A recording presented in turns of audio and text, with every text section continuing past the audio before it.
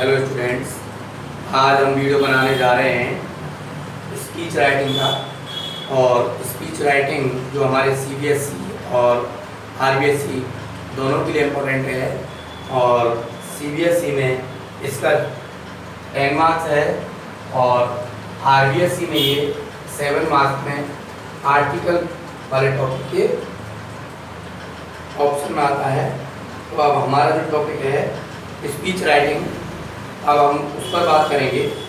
देखिए student, speech writing में main points क्या होते हैं। जो मेन पॉइंट्स हमने नोट करवाए हैं उन मेन पॉइंट्स में क्या क्या बातें हैं, सिंपल सी वो बातें हम यहाँ देख लेंगे।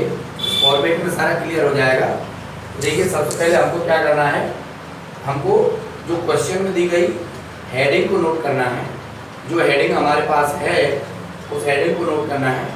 उस हेडिंग के अकॉर्डिंग अपन और नहीं है तो अपन प्रेजेंट इंडेफिनिट का यूज़ करते हुए या प्रेजेंट टेंस का यूज़ करते हुए एक हेडिंग बना देंगे और हेडिंग डाल देंगे। सबसे पहले हमको कोई भी क्वेश्चन करें तो हमको ये बताना है कि हमें एग्जाम में ये बताना है कि हम कर क्या रहे हैं। तो हम कर रहे हैं स्पीच राइटिंग, ऊपर डालेंगे स्पीच राइटिंग, फिर हेडिंग नोट करेंगे। उसके बाद कैसे हम आगे बढ़ेंगे, सबसे पहले हमको क्या करना है, पूरे ऑडियंस जो भी है उसको हम विश करते हैं। और विश करते हैं तो जाके हम हेलो बोलते हैं। अब हेलो किस स्टाइल से बोला जाता है, आप कैसे भी बोल सकते हैं। आप गुड मॉर्निंग एवरीबॉडी बोल सकते हैं, हेलो एवरीबॉडी बोल सकते हैं, दोनों में से कोई भी यूज़ कर सकते हैं। उनमें देखिए ये एक्सक्लेमेटरी मार्क लगा हुआ है, एक्सक्लेमेटरी मार्क यूज़ करना है आपको। इस एक्सक्लेमेटरी मार्क के अकॉर्डिंग, क्योंकि हम लाउडली बोल रहे हैं तो एक्सक्लेमेटरी मार्क वहाँ यूज होगा, ठीक, लाउडली बोलने के लिए, जिससे ऑडियंस को अट्रैक्ट करेंगे आप। तो ये सारा कुछ माइंड में रखा जाता है। आ जाइए, अब हम स्टार्ट करेंगे किससे, रेस्पेक्टफुल वर्ड से।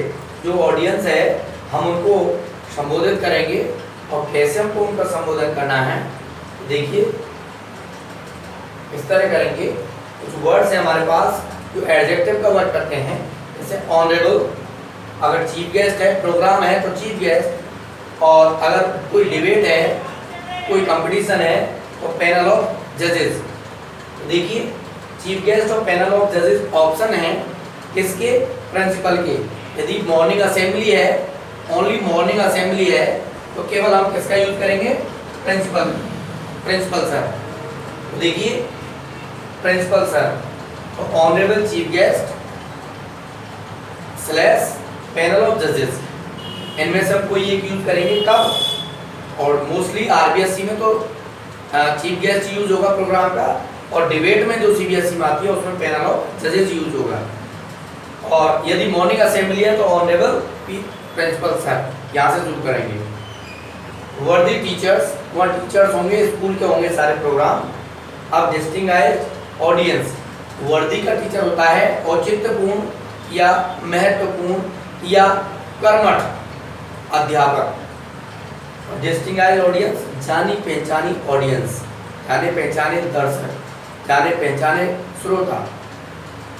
एंड माय लवेबल स्कूलमेट्स, अगर आप स्टूडेंट हैं, मॉनिटर हैं तो आप लवेबल स्कूलमेट्स बोल सकते हैं। और अदरवाइज अगर आप प्रिंसिपल हैं, आप कोई टीचर हैं तो my lovable children, my dear children ऐसे बोल सकते हैं। माय डियर भी बोल सकते हैं लवेबल की जगह। यहाँ तक तो हम छोटे छोटे पैराग्राफ में नोट करेंगे। एक पैराग्राफ तो इसको माना जाएगा, दूसरा पैराग्राफ ये हो जाएगा, तीसरा पैराग्राफ शुरू करेंगे कि आप करने क्या जा रहे हैं, स्टेज पर कहे क्या हैं, क्या बोलेंगे आप, इस टॉपिक पर बात करेंगे, आप हो कौन, वो सारा इंट्रोड्यूस करना है, आप अपना इंट्रोडक्शन देना है। उस इंट्रोडक्शन में देखिए आ जाइए, जैसे अपन करेंगे टुडे, आज, कॉमा, हियर, यहाँ, आई, मैं कौन, यहाँ अपना नाम देंगे, नाम, कॉमा, स्टैंड, खड़ा हूँ, बिफोर यू, आपके सामने, टू डिलीवर, प्रस्तुत करने के लिए, ए शॉर्ट अकाउंट, एक छोटा सा वर्णन, ऑफ माई हार्ट, मेरे हृदय का, ऑन द रिलेवेंट टॉपिक, एक प्रासंगिक टॉपिक पर, एक प्रासंगिक टॉपिक पर, रिलेवेंट प्रासंगिक टॉपिक पर। तो ये सेट करके अपन लैंग्वेज लेकर चलेंगे फिर हम टॉपिक कॉमा लगा के इन्वर्टेड कॉमा में वो टॉपिक नोट करेंगे, इस टॉपिक पर हम बोलने वाले हैं।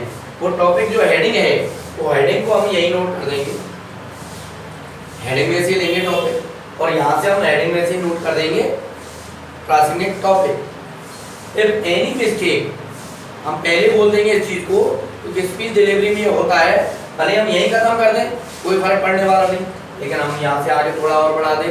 If any mistake is committed, यदि कोई गलती हो जाती है ड्यूरिंग माई स्पीच, मेरे भाषण की डिलीवरी में प्रस्तुति के दौरान, प्लीज पार्डन मी, तो कृपया मुझे माफ करना, कृपया मुझे माफ करना। एक लाइन हम और दे सकते हैं, it is my privilege to face you all, ये मेरा सौभाग्य है आप सबका सामना करना, फेस यू ऑल, सामना करना। इस तरह से हम एक फिर इंट्रो का पैराग्राफ बनाएंगे, उसके बाद फिर आप टॉपिक स्टार्ट करेंगे जिस टॉपिक पर हमें स्पीच डिलीवरी करनी है। तो टॉपिक हम कभी भी डायरेक्ट स्टार्ट स्पीच का नहीं करें, क्यों? क्योंकि हम जो चीज़ें बोलने जा रहे हैं हम डायरेक्ट आर्टिकल में हम पहले परिचय देते हैं टॉपिक का, वैसे हम स्पीच में कुछ चीज़ें ऐसी एक्स्ट्रा नोट करते हैं जिसमें आप प्रोवर्ब नोट कर सकते हैं, इडियम नोट कर सकते हैं, स्टेटमेंट नोट कर सकते हैं, कोई कोटेशन नोट कर सकते हैं, ठीक, कोई इंस्टेंस, कोई एग्जांपल, कोई इंसिडेंट के बारे में आप उदाहरण दे सकते हैं। तो इस तरह से हम कुछ चीज़ों के अकॉर्डिंग साथ हम इनको नोट करेंगे, जिससे वो जो भी हम कहावत है, कोई स्टेटमेंट, कोटेशन है, मैंने यहाँ लिखा है सेइंग, कहावत, स्टेटमेंट, कथन, कोटेशन और इंसिडेंट, ये सब मैंने जो लिखे हैं वो किससे संबंधित होंगे? हेडिंग से संबंधित होंगे, वो सब हेडिंग से संबंधित होंगे। और तो हम यहाँ उसको देंगे, उस कोटेशन कहावत को देंगे इस जगह, और इस तरह से देंगे as we all might have heard, जैसा कि हम सबने सुना होगा, एक पॉपुलर, एक विख्यात कहावत को, स्टेटमेंट को, कोटेशन को, इंसिडेंट किसी घटना को, इंस्टेंस किसी उदाहरण को, तो उसका वर्णन हम यहाँ दे देंगे। इसका वर्णन देकर फिर हम लिखेंगे it is the great truth. अगर कहावत है तो, सेइंग है तो it is the great truth, statement है तो it is the great truth, क्योंकि उनका मीन्स कोटेशन है तो it is the great truth. यदि इंसिडेंट है तो फिर सेंटेंस की आवश्यकता नहीं है, तो हम यहाँ नोट कर देंगे। अब हम जुड़ गए टॉपिक से, स्पीच का टॉपिक हमारा स्टार्ट हो गया। अगर हो संभव तो हम इस कहावत का ही, इसकी कहावत की हम एक्सप्लेनेशन कर देंगे, व्याख्या कर देंगे। अब हमको ये समझना है वो एक्सप्लेनेशन किस में होगी। वो एक्सप्लेनेशन जितनी भी देंगे हम सब प्रेजेंट टेंस में चलेगी, ज़्यादातर किस में चलेगी? प्रेजेंट टेंस में चलेगी, और वर्तमान की कंडीशन पे चलेगी, प्रेजेंट की कंडीशन पे ही चलेगी, जो आज हो रहा है उस पर चलेगी। इसलिए हमको ध्यान रखना है, या जो भी सेंटेंस आएंगे वो शॉर्ट सेंटेंसेज होंगे, अंडरस्टैंडेबल होंगे, और वो कैसे होंगे? प्रेजेंट टेंस में होंगे ज़्यादातर। वो मैंने पॉइंट्स में आपको लिखा चुका हूँ वो सारी चीज़ें। तो हम इस तरह से पूरा और पूरे फैक्ट्स देंगे, और हम ऐसे कुछ बीच में क्वेश्चंस भी करेंगे उसमें, कि जिससे हम इसको ऑडियंस को अट्रैक्ट कर सकें उस टॉपिक के बारे में और खुल के हम बता सकते हैं। इसलिए हम उसमें कोई एक आध क्वेश्चन जैसी लैंग्वेज भी डालेंगे, और इस तरह से हम उसको मेंटेन करते हुए, उसके नेगेटिव पॉजिटिव व्यूज़ को मिक्स करते हुए हम पूरा अपना टॉपिक इस तरह से हम मेंटेन कर देंगे। जब हम टॉपिक मेंटेन कर देंगे तो हमारा क्या होगा? फिर एक दो पैराग्राफ इसमें बनेंगे छोटे छोटे, फिर हम लास्ट में यहाँ आ जाएंगे। लास्ट में क्या करेंगे कि keeping all this in mind और व्यू, या तो दिमाग में या विचार में, तो इस सब को ध्यान में रखते हुए, क्या बात आ गई? इस सब को ध्यान में रखते हुए we will have to aware, हमें जागरूक होना पड़ेगा। यदि ऐसी चीजें जहाँ अवेयरनेस की बात आ रही है तो हमें जागरूक होना पड़ेगा, या हमें कंट्रीब्यूशन देना पड़ेगा, अपना सोसाइटी को जगाना पड़ेगा। उसी तरह की एक लैंग्वेज यहाँ से हम मेंटेन कर देंगे। तो हमें जागरूक होना पड़ेगा, एंड कम फॉरवर्ड, और आगे आना पड़ेगा, कम फॉरवर्ड, आगे आना पड़ेगा, टू फेस दिस डेविल, इस दैत्य का सामना करने के लिए। यदि कोई प्रॉब्लम है तो वो दैत्य डेविल है, इस दैत्य का सामना करने के लिए। और फिर आगे चलेंगे, ये तो हो गया प्रॉब्लम के लिए। लेकिन अगर सोसाइटी को कंट्रीब्यूट कर रहे हैं आप, कंट्रीब्यूशन दे रहे हैं तो कंट्रीब्यूट द सोसाइटी, हमें आगे आना पड़ेगा किस करने, क्या करने के लिए, to contribute the society, to contribute the society. अब कंट्रीब्यूट का मतलब है सहयोग देना, भाई वर्ड्स को भी समझना है, वो आप डिक्शनरी का सहारा ले सकते हैं, कहीं कोई वर्ड में अगर प्रॉब्लम आ रही है, और वरना आप वर्ड भी आप पूछ सकते हैं। आई एम वेरी ग्रेटफुल, मैं बहुत ही आभारी हूँ, टू यू, आपके प्रति, for giving me your important time, किसके लिए, अपना महत्वपूर्ण समय देने के लिए। इम्पोर्टेंट यूज कर सकते हैं, वैल्यूएबल, प्रीशियस, कोई वर्ड यूज कर सकते हैं, ये वर्ड का ही तो खेल है, वर्ड यूज करेंगे आप, डिफरेंट डिफरेंट वर्ड यूज करिए, आपकी लैंग्वेज डिफरेंट लगेगी, उसमें और अट्रैक्शन बढ़ जाएगा।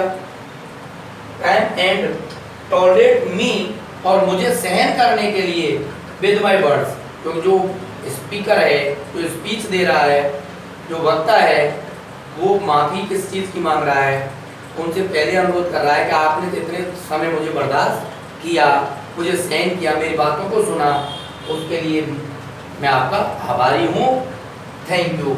एंड में आप थैंक यू जरूर लिखें, एंड में ऑडियंस को थैंक यू जरूर दें। इस तरह से हम एक स्पीच का पूरा फॉर्मेट मेंटेन कर लेते हैं, और बस बीच में कुछ लाइनें यहाँ मेंटेन करनी है, यहाँ आपको प्रोवर कुछ वो लिखना है, यहाँ हेडिंग लिखनी है, इधर आपको नाम लिखना है, और यहाँ कुछ बातें लिखनी है, बाकी नीचे लिखेंगे ये, बस आपका स्पीच मेंटेन हो गया और एकदम से बढ़िया टॉपिक। Thank you. अगली वीडियो में अगले टॉपिक स्टार्ट करेंगे, उसको समझाएंगे, बाकी आपको नोट्स मिलते रहेंगे। Thank you.